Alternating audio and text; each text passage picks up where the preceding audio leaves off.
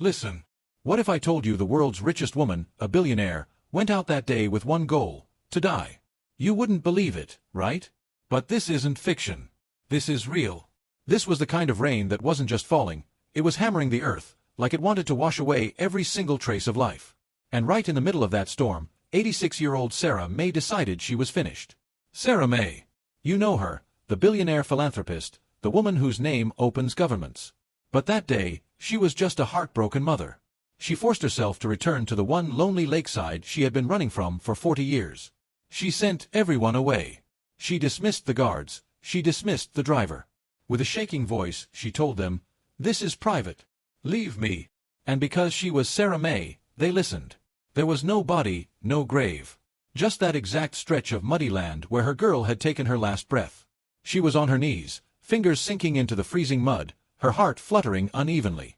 She whispered one thing to the wet soil, "I'm sorry. I'm so sorry." But grief is heavier than bodies, and heavier than rain. Her vision blurred. Her chest tightened. Her body collapsed forward. The world should have ended right there for her, soaking wet, sinking into the freezing mud. She was completely alone, ready to die. But hold on. The world didn't end. Because just then, a sound cut through the storm, the creak of an old wooden door. Okay, listen up. The billionaire woman was lying lifeless in the mud. But in that terrifying moment, a child was watching. A 4-year-old, barefoot, standing in the doorway of a lonely shack. Who was this boy? His name was Kai. He had been completely alone for 2 weeks. His own mother's body had grown cold right there on the shack's floor. He remembered shaking her, begging her to wake up. He hadn't spoken since. And now, another body was out there in the rain. When Sarah managed to lift her head and whisper her daughter's name, a broken, choking sound, Kai froze. That sound. It was the exact noise his mother made right before she died. He couldn't watch this again. Kai stepped outside into the rain. He yelled at the old woman with a shaking voice, "Stop! Stop doing that, please." But Sarah's eyes rolled back. Her body slumped sideways.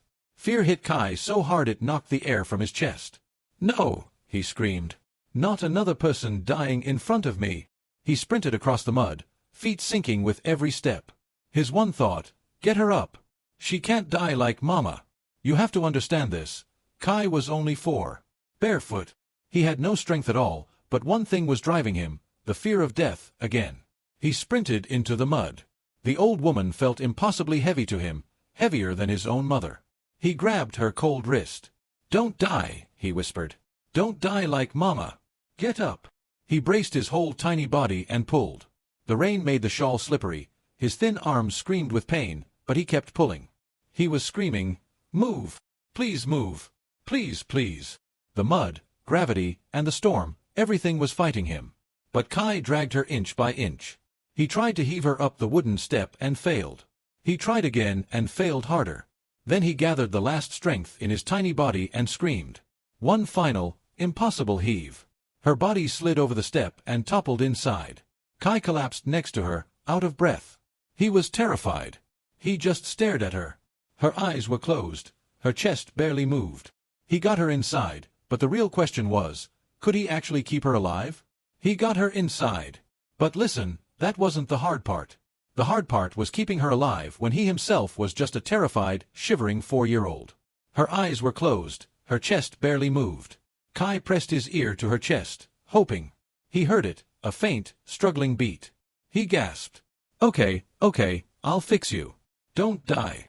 Here is the heartbreaking twist. He grabbed the ragged blanket from the corner of the shack. This was his mother's blanket.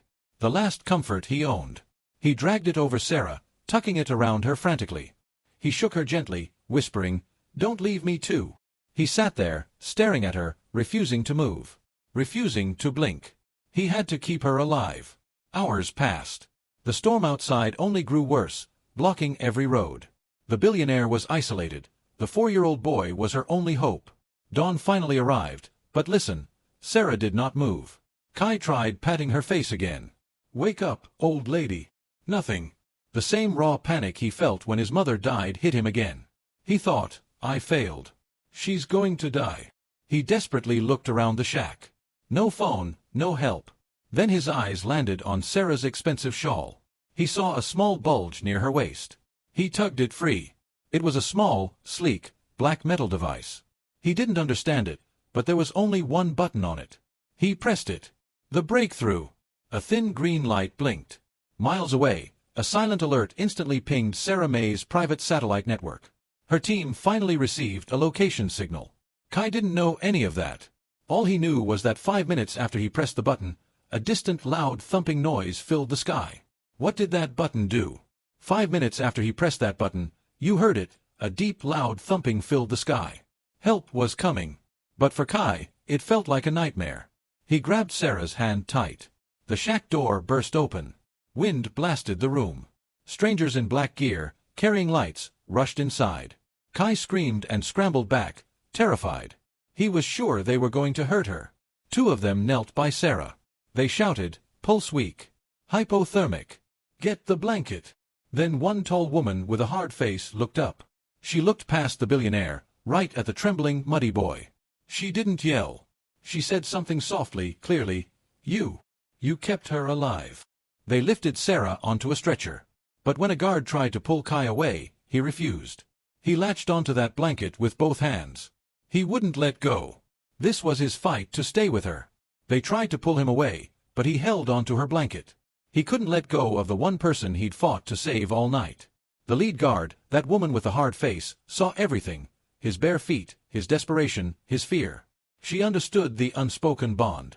"The decision," she commanded. "Bring him." Kai was rushed onto the private medical aircraft, a place filled with shouting doctors and panic. He was strapped down, staring at the wires on her chest. He was terrified. But something had finally changed. For the first time since his mother died, he wasn't alone. Now, the only question that matters: what will the billionaire say when she finally opens her eyes? 2 days later, Sarah May woke up. The billionaire who almost died in the mud. The first thing she saw was the tiny boy, Kai, curled up beside her bed. He looked so small, so lost.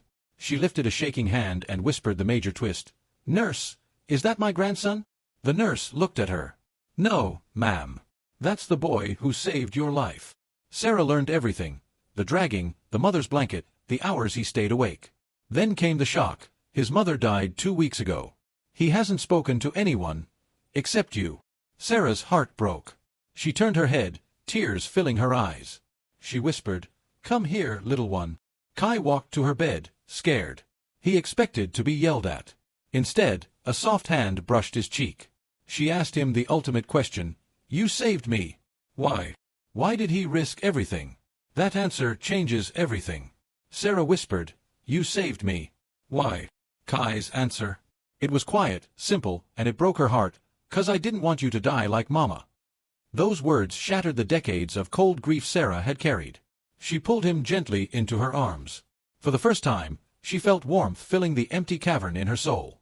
In that moment, she made a decision that would shake the world. 3 weeks later, the world knew Sarah May almost died, but they had no idea what was coming next. Sarah stood before reporters, holding Kai's hand. She lifted him into her arms and announced, "I want to introduce my son." Gasp. Cameras. She continued, "I am adopting Kai. And I am dedicating $10 billion to a new global foundation, the Kai Initiative, in honor of the boy who showed me the meaning of humanity." The world roared with shock. And Kai, the boy who once slept on the dirt floor beside his cold mother, rested his head on Sarah's shoulder. He was finally safe, finally loved, finally home.